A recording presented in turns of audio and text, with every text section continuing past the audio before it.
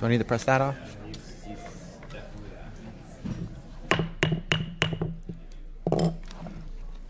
Good afternoon.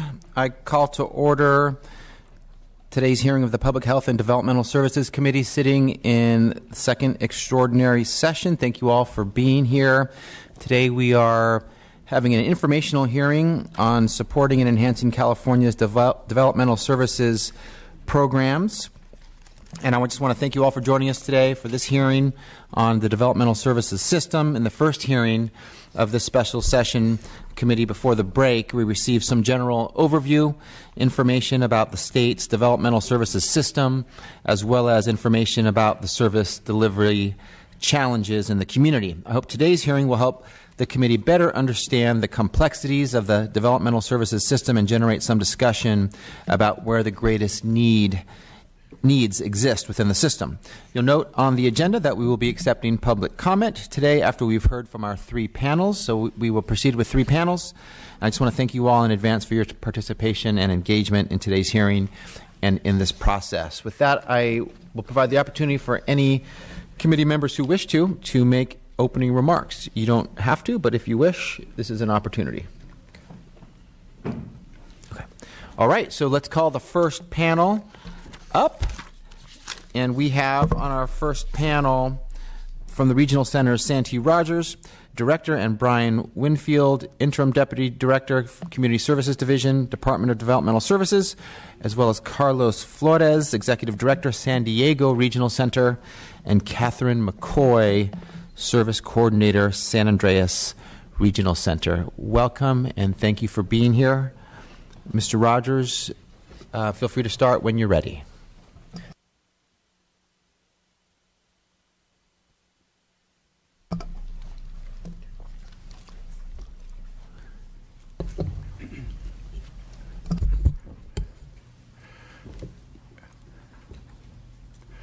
Good afternoon, Mr. Bonta, and committee members. It's honored to be here, and it's great that you're taking the extra time because I'm noted for my brevity or brevity, depending on how you want to pronounce it. I want to thank you for receiving what I sent around to you. A great state document. It's called the Lanterman Developmental Disability Services Act. I hope you have received it. You can just nod yes that you received it. And if not, I'll make sure you'll have another one. The point of that is that we are on the eve of ADA, who just celebrated it a few weeks ago, and that's a celebration of the civil rights movement. But this act precedes that in significant historical perspective. Today, as I said before, I'm really excited that you've taken the time to spend extra minutes learning a little bit about the history of this act of 4.5 decades plus. It is a classical example of grassroots response to need providing services. At this point in time, we are serving over 280,000 people in this service system, covering all 58 counties in California. What's unusual about the act itself is that it has some familiar language in it, individual program plan, but they sometimes get confused with the individual education plan in the history of California. But the individual program plan, I prefer to suggest to you right from the beginning, it's a real individual life plan. It lives for the whole lifetime of the eligible individual. Special education plans are extraordinary as a retired special educator in themselves, but the realities are this individual life plan lives, like I just said, for the lifetime of the individual and protected by this great act that is updated whenever it's needed. I'll repeat that again. It's updated as whenever it's needed by the individual and or their families or other advocates representing them. In a short period of time from 2004, to give you a perspective, to current time, 198,000 to 280,000 I just mentioned, increases occurred. Just from that time period, that's a 41% increase in the number of eligible persons. Is that a function of us getting better at identifying or outreach is more pervasive?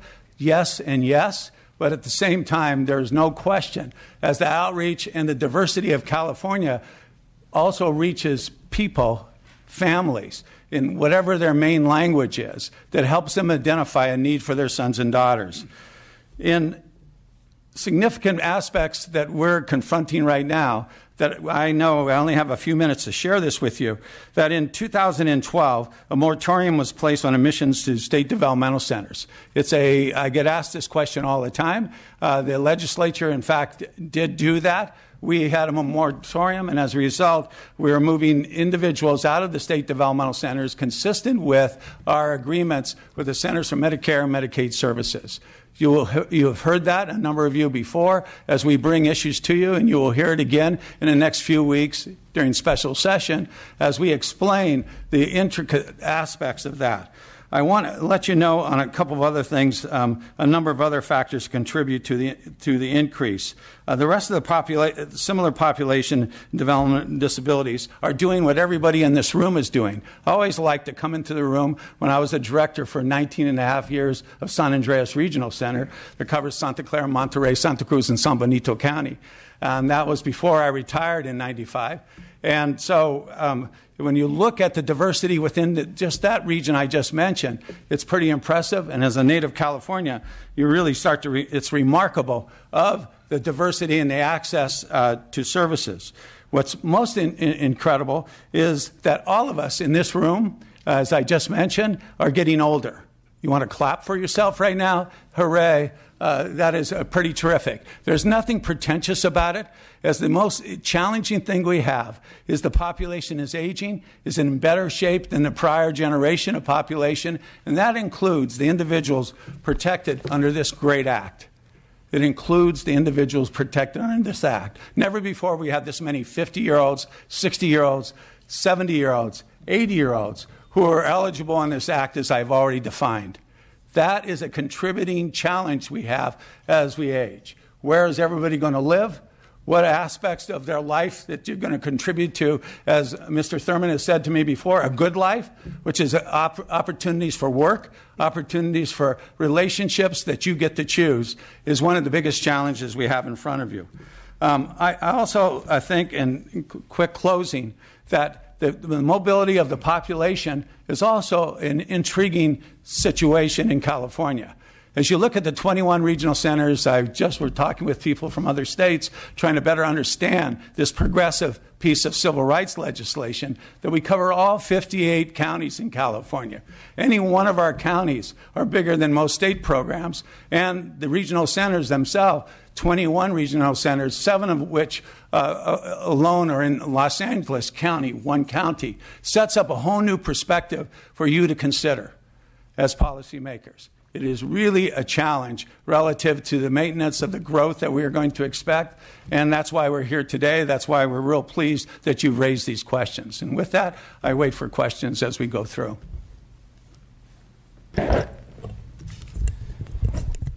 Good afternoon, Mr. Chairman and members of the committee. I am Brian Winfield, the Acting Deputy Director for the Department of Developmental Services, and today I was asked to provide you with some detail with regards to service provider rates as well as regional center purchase of service cost drivers within the system. Aside from the minimum wage increases and the recent increase for sick leave, most regional center service providers have not received any rate increases since 2006-2007. At that time, in 2006-07, there was a 3% rate increase, and that was for service providers who had rates set by the Department of Developmental Services, as well as residential facilities with the alternative residential model rate setting methodology, as well as some of the rates set with the negotiated rates. At that time in 06-07, the supported employment program rates were also increased from $27.62 to $34.24 per hour, with a subsequent decrease to $30.82 per hour in fiscal year 08-09. Lastly, in fiscal year 06-07, there was a 3.86% wage enhancement that was only for providers of specified services who already were providing services in integrated community settings or were planning to do so. In fiscal year 08-09, there was a rate freeze on all negotiated rates, and those are rates that are set between the regional center and the service provider. And at that time, we instituted the statewide median rates, which we continue today. And lastly, with regards to rates, in fiscal years 9-10 to 11-12, there was a 1.25 to 4.25% payment reduction to all service providers with negotiated rates. That percentage fluctuated depending on the year.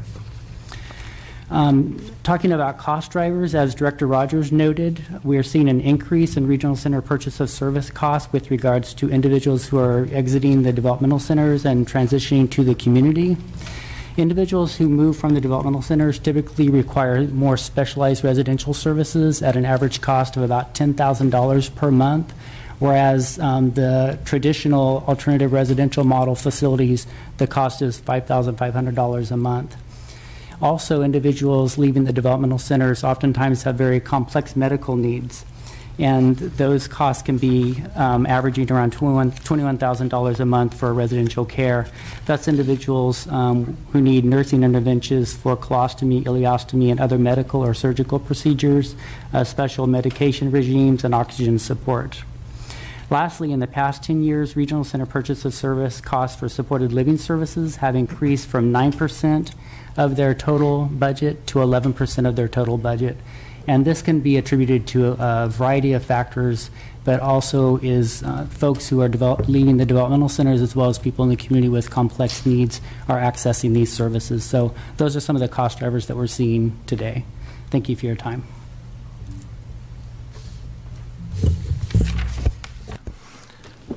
Thank you, Chairman Bonta, and members of the committee for the opportunity to speak today. My name is Carlos Flores, and I'm the Executive Director of the San Diego Regional Center, serving San Diego and Imperial counties.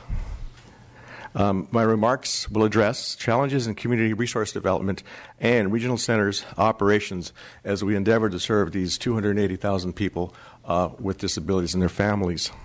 As you know, during the recent recession, California's developmental services system endured about a $1 billion reduction in total funding. So with regards to resource development, regional centers are currently unable to develop and maintain the necessary resources in our community for persons with developmental disabilities. Inadequate resource development is pervasive, but is especially heartfelt for certain populations, such as people with autism spectrum disorder, people with mental illness and developmental disability, and those who are accused of committing felonies deemed incompetent to stand trial and currently languishing in county jails. Most service provider rates, as you heard, are set by the department and some by negotiation between the regional center and the provider, and those are based on the expected costs of providing the service. You heard earlier service provider rates frozen since 2003. In addition, that was also the year that regional centers were no longer allowed to provide financial assistance to providers needed to start community programs. The exception, of course, is the community placement plan, where resources are allowed to develop resources for people transitioning from the developmental centers to the community. As Brian said, the rates set by DDS are determined by a formula it was based in the 1980s, the ARM, Alternative Rate Model. In the 1980s, it was based on the cost of operating a 6-bed community care home. In order to be profitable, the home had to be fully occupied. Federal expectations regarding community residential homes being more home-like have led to smaller homes, which makes it extremely difficult to operate in the black. Also, rates have not kept pace with inflation. From 2000 to 2013, the Community Price Index, or CPI, rose by 36.6%, and the rates for some ARM homes rose by only 4.9%. Between July 2011 and December 2014, 435 homes closed statewide. The rates for day programs used to be updated every 2 years, but this practice stopped in 1999. In 2003, as we know, the rates were frozen. From July 2011 to December 2014, 57 day programs serving 1,200 people were closed. In 2008, negotiated rates were frozen, and regardless of service provider actual costs, the new rates were limited to the median rate. In 2011, the median rates were recalculated and in many cases were reduced. This has made it extremely difficult for regional centers to develop new and specialized resources for persons with very, very challenging needs. With regards to regional center operations, most of a regional center's operations budget is determined using the core staffing formula that was implemented in 1980. It was based on assumptions about the number of staff positions required to operate a regional center and the state salaries for comparable positions. Until 1991, the core staff formula was adjusted when state salaries were adjusted. The last major adjustment for the core staffing formula was in 1998 to increase service coordinator salaries. The salary per service coordinator in the core staffing formula is approximately $34,000. Had the salary cut pace with inflation, it would now be more than $61,000 per year. Regional centers, we compete primarily with counties for case management staff.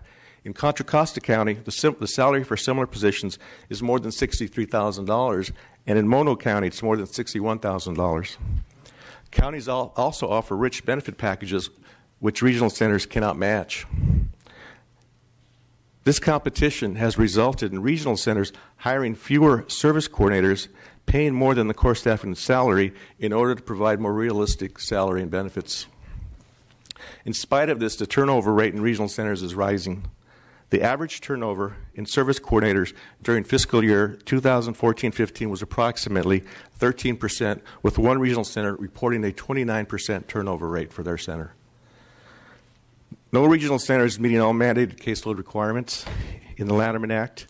In order to comply with the caseload requirements, regional centers will need to employ 663 more service coordinators statewide.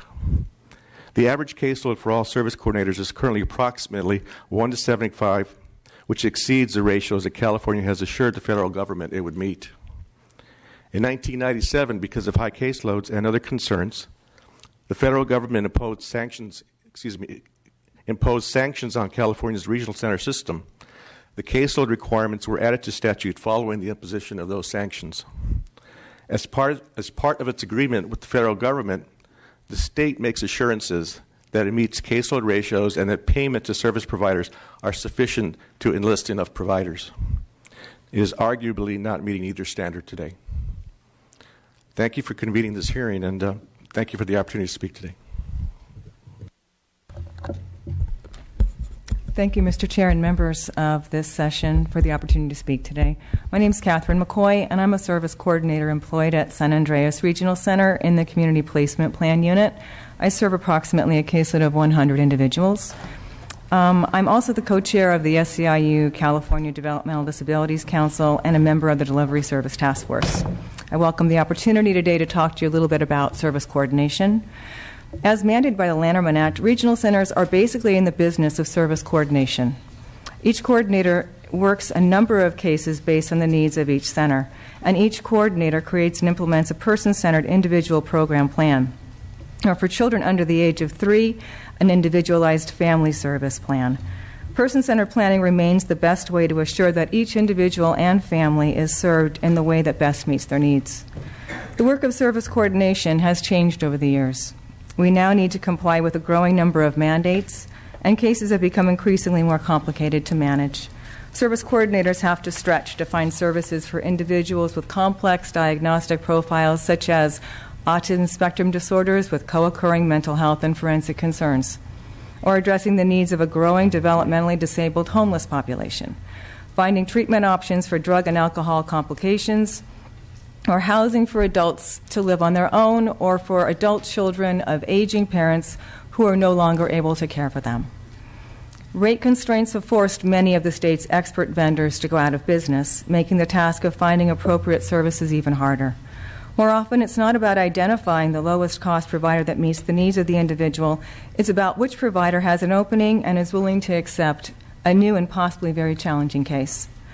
Regional center caseloads across the state now average in the 70s to 80s. Whenever service coordinators attend meetings for one of these cases, of course, they're not available for all the others on their caseload. This means that any phone calls, emails, reports that need to be written, or visits with people who drop in to consult cannot be handled. Situations not addressed as needed can become much more difficult to handle later.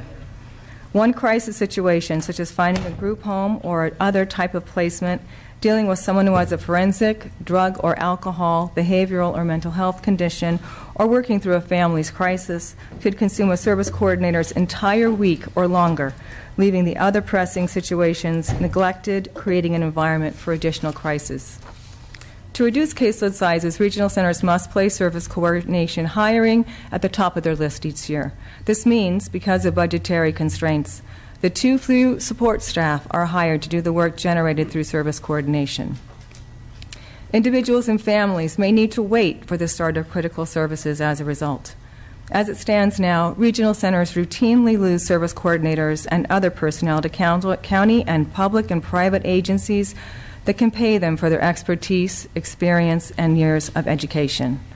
Regional centers simply cannot compete with the wages offered at counties and other agencies, especially in high cost of living areas. Service coordination salaries typically start at the low-mid range of pay compared to other social work positions and end well below the top pay at county levels. Some regional centers lose over a quarter of their service coordination staff each year, and the combination of growing caseloads with ever-evolving mandates also leads to burnout and turnover. The work of service coordination is not taught in any classroom in any college across the state. In 2005, as a graduate student at Sacramento State, also employed at a regional center, I always ended up being the expert in the room when it came to people with special needs, and I know that other service coordinators have had very similar experiences. You can think of service coordination as a hybrid of social work, unlike any other provider in the state. The best way to learn how to be a good service coordinator is to learn from another good service coordinator. It's a skill set that can't be rushed, and it takes years to learn how to do well. Each regional center has its own specific way of doing things that is similar to the others. New service coordinators need to be mentored to understand the culture at their regional centers, including learning about the generic resources available in each county and how to access. Due to the high service coordination turnover rates, this intricate mentor training model is breaking down now. Families are getting used to sharing their life stories with new service coordinators almost every year, wondering if they will get what they need from someone so unfamiliar about how to work such a complicated system. Families still have some opportunities to work with service coordinators for years, partnering through all their ups and downs of everyday life, almost treated like an extended family member. There are so many nuances to understanding how to work with families and individuals in our system. There are so many ways to watch and listen and learn in order to assess which is truly needed, which is the primary responsibility of service coordination. Cases that have been worked over time tend to better understand, and so that changes can be made if needed, and with just the right amount of assistance, as opposed to creating service dependence. It was the intent of the Lanterman Act to partner with families and individuals to assist them in caring for themselves and to support the greatest independence possible, not to replace that care. Thank you very much for your time.